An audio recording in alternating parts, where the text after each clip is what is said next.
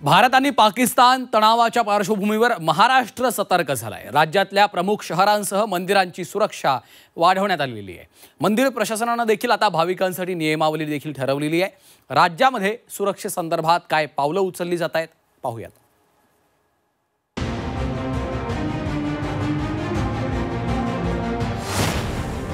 भारत पाक तणाव, महाराष्ट्र सतर्क।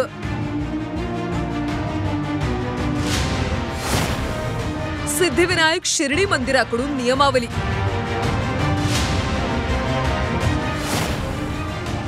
मंदिरात हार, नारळ आणि प्रसाद नेण्यावर बंदी।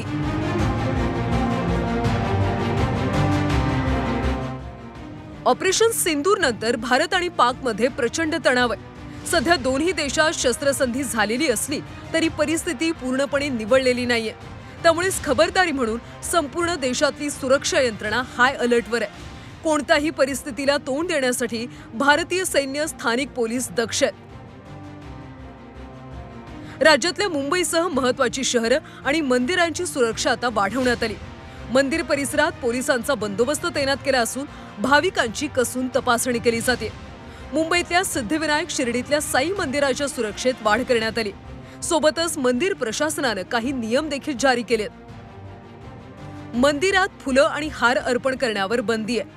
भाविकांनी प्रसाद आणायला सुद्धा मनाई करण्यात आली। मंदिरात नारळ आणू नये अशा सूचना देण्यात आल्या।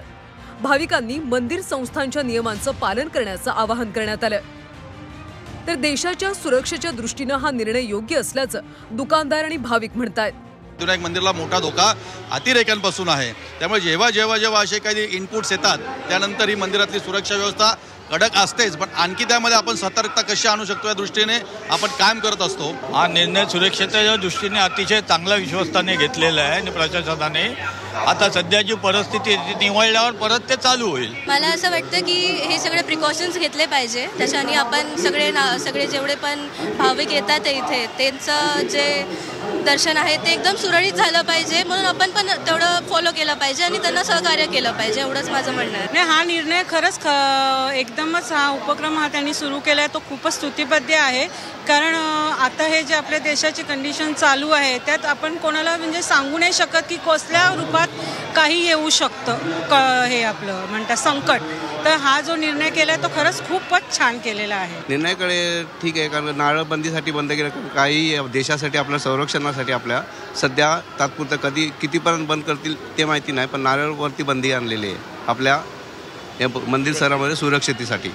दरम्यान महाराष्ट्र सतर्क आहे, सुरक्षेची चोख व्यवस्था अशी माहिती राज्याचे मुख्यमंत्री देवेंद्र फडणवीस यांनी दिली आहे।